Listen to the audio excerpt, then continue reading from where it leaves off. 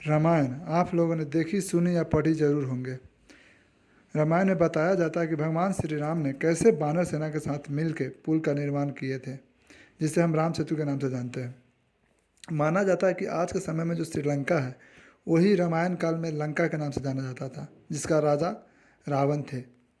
जब आप इंडिया और श्रीलंका के बीच के सैटेलाइट इमेज भी देखिएगा तो इसमें एक कनेक्शन दिखा जाता है।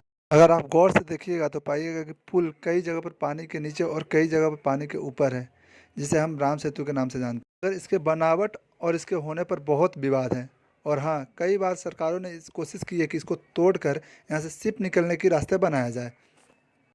कितने जियोलॉजिस्ट इसको नेचुरल मानते हैं तो कितने जियोलॉजिस्ट इसको मैनमेड कहते हैं। और जब हम इस ब्रिज को और डिटेल में जानेंगे तो पाएंगे कि जब हम गूगल पर सर्च करेंगे राम सेतु के नाम से तो इसके बगल में आएगा कि एडम ब्रिज, इसको एडम ब्रिज भी कहा जाता है।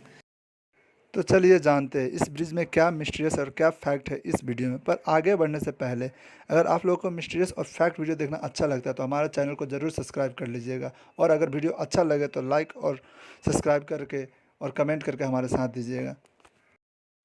चलिए तो जानते हैं राम सेतु को एडम ब्रिज क्यों कहा जाता है और ये कब प्रसिद्ध हुआ। इस पुल को एडम ब्रिज इस्लामिक परंपरा के अनुसार कहा जाता है।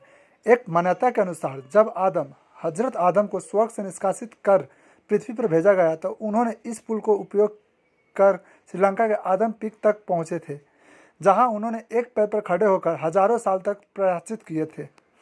और एडम ब्रिज का नाम 19वीं शताब्दी ब्रिटेन औपनिवेशिक काल के दौरान लोकप्रिय हुआ, जबकि राम सेतु का नाम भारतीय धार्मिक और सांस्कृतिक परंपराओं के गहराई से जुड़ा है।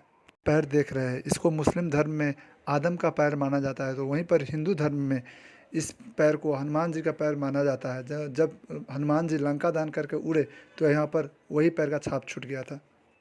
और इस पुल को राम सेतु इसलिए कहा जाता है क्योंकि हिंदू महाकाव्य रामायण के अनुसार भगवान राम और उनके सेनाओं द्वारा बनाया गया था।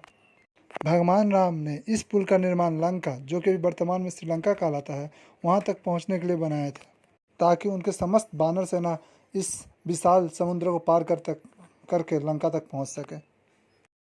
भौगोलिक दृष्टिकोण से देखें तो राम सेतु भारत के दक्षिण पूर्वी तट और श्रीलंका के उत्तर पश्चिमी तट के बीच स्थिर एक श्रृंखला है। जियोलॉजिस्ट का कहना है कि एक प्राकृतिक प्रक्रिया जैसे तलछट का जमा होना और कोरल का विकास होने के कारण बना हुआ एक पुल है। कुछ जियोलॉजिस्ट का मानना है कि प्राकृतिक रूप से बनना संभव नहीं है, इसे मानव द्वारा ही बनाया गया है। कि साइंस को अभी ये पता चला है कि वो ब्रिज जो बना है वो सैंड, बालू और पत्थर से बना है।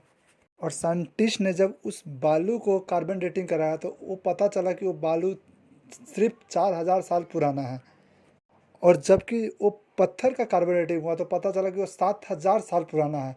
इसका मतलब तो यही हुआ कि वो पत्थर कहीं से दूसरी जगह से लाकर वहाँ पर रखा गया है। जो आपको पता चला कि पत्थर जो 7000 साल पुराना है, आपको ये जानकर बहुत हैरानी होगी कि हमारे रामायण भी 7000 साल ही पुराना है, और रामायण में ही उल्लिखित है कि राम द्वारा ही राम सेतु बनाया गया है।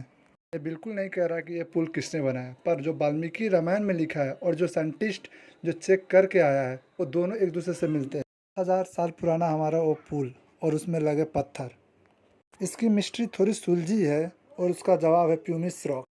साइंटिफिकली बात करें तो जब वोल्केनो से बहुत हॉट पत्थर बाहर निकलती है तो उसमें एयर और वाटर ट्रैप हो जाता है, जिसके कारण उसमें तैरने की प्रॉपर्टी आ जाती है, इसीलिए वो पानी में नहीं डूबता है और उस रॉक को हम प्यूमिक्स रॉक कहते हैं। लेकिन कहानी यहाँ ख़त्म नहीं होती मेरे दोस्त। बाद में रिसर्च में ये पता चला कि राम सेतु जो हमारा धरोहर है उस स्ट्रक्चर में कहीं भी प्यूमिक्स रॉक्स मिला ही नहीं। प्यूमिक्स रॉक और कुछ रॉक होते हैं तैरने वाली, पर जो राम सेतु में जो पत्थर मिला वो प्यूमिक्स रॉक है ही नहीं। के अंदर वो तैरने की प्रॉपर्टी जो रहती है वो रॉक है ही नहीं। राम सेतु जो ब्रिज है एक दुनिया की अमेजिंग वंडर में से एक है।